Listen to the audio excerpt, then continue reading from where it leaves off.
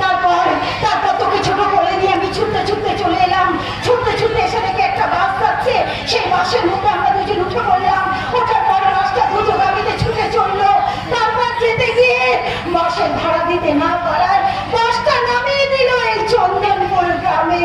তারপর যে মহান মানুষটার সঙ্গে আমার দেখা হলো, যাকে তুই দাদু বলে ডাকিস, উনি উনি আমাদের আশ্রয় দিল।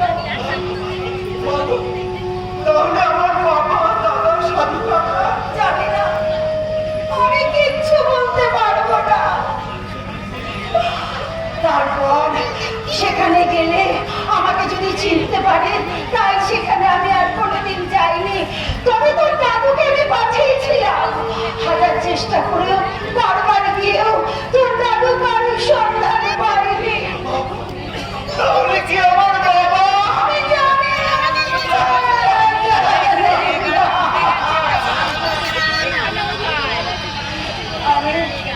আমি 12 বছর অপেক্ষা করলাম।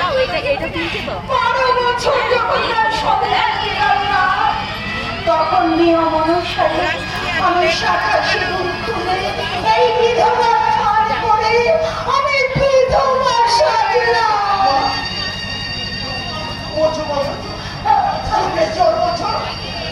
এতদিন শহরে এসব বলে মিশিয়ে তুমি শুধু নীরবে চোখে জল ফেলেছ। কোনো কোনো কারণ অনুসন্ধান করতে না গেলে আমি দূর থেকে দাঁড়িয়ে দাঁড়িয়ে দেখেছি।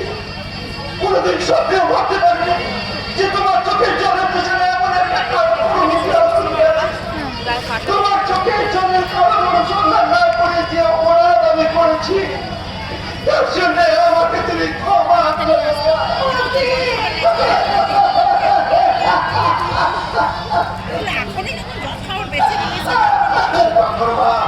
আমাকে তুমি আশীর্বাদ করো।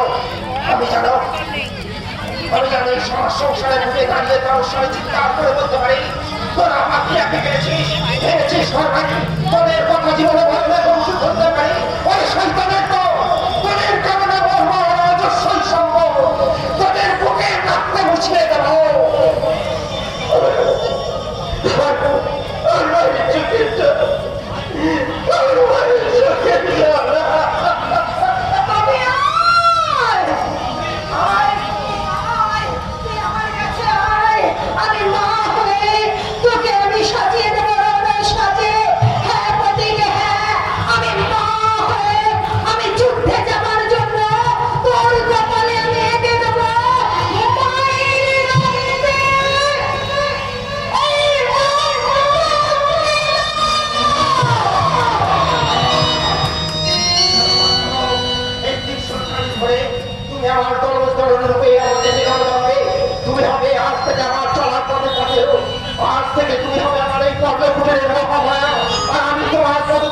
উচ্চারণ করবো সেই দেবীর পবিত্র আহ্বান মন্ত্র।